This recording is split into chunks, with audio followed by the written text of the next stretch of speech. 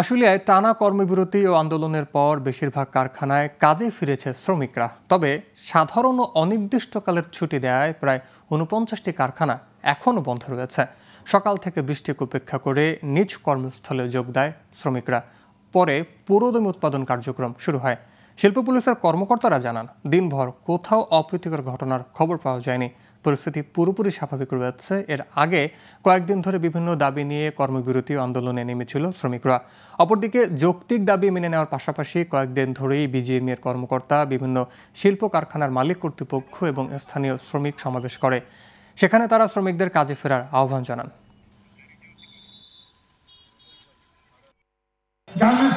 আবার কালকে যদি আপনারা কোথাও ঝামেলা করেন, কাজ করতে না চলে, ওনার জন্য অনির্দিষ্টকালের জন্য বন্ধ করে দেবেন, আপনারা বাড়ি চলে যাবেন।